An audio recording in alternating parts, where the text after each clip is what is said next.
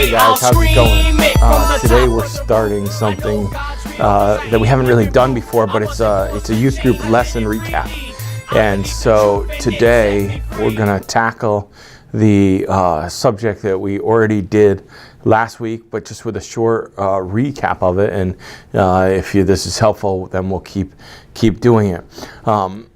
Today we're going to talk about self-esteem, or having confidence or self-esteem. The word self-esteem by dictionary says confidence in one's own worth or abilities, self-respect. Confidence in one's own abilities, worth or abilities, self-respect. So how do you get self-esteem? We talked about on last week. How do you get self-esteem? Ironically, so much self-esteem that we talk about today, is the value of the esteem, the worth is established by others, by culture. And so self-esteem is so often not determined by self. It's determined by the worth or value that others have placed on who we are or what we do. And so our self-worth is so often just a reading of the value that others have already read of us. So because of that, so many people struggle with confidence. So many people struggle with self-esteem because instead of them believing in themselves and the way that God created them, they're just reading the value that other people have of them, which breeds this incredible problem of low self-esteem because people have been devalued. On the flip side, there are those that think they're greater than they are and have these amazing perfection complexes where they think that they are better than everyone else, and there's a such thing as too high of a self-esteem. But in just kind of trying to make this brief and trying to just recap what we talked about, the most important thing that we want to do as we start off this talk about having self-esteem is to understand that God esteems you. God esteems you. God sees your worth. God sees your value because God created your worth and God created your value. In Genesis chapter 1, God creates the world, and He creates the earth, and He creates the day and the night, and He creates animals, and He creates the water and the sky. And after all those things, He said, "It is good." And then He creates mankind.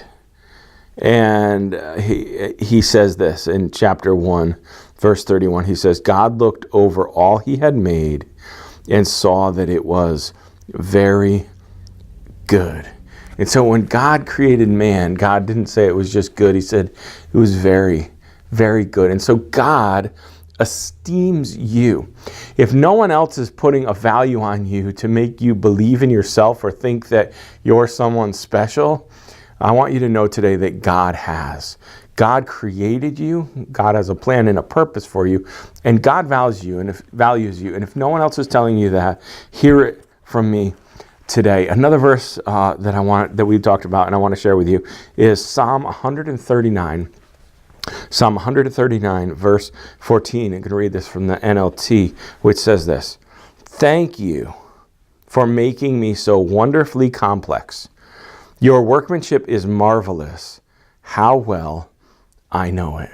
See, God makes each one of us wonderfully complex and unique. Not two of us are alike. Therefore, to have a value system of who's more valuable than somebody else is not really the right direction to go. God's made each one of us individual. He made each one of us uniquely complex, and He has esteemed us. He has valued us. And so another translation says that you are fearfully and wonderfully made. And so to recognize that God has made you, He was careful when He made you. He created you intentionally, and He made you wonderfully. And so God is happy with what God did when God created you. God esteems you, so you should esteem yourself. You should have self-esteem, recognizing that is God's idea that you exist and that God created you very carefully, very wonderfully.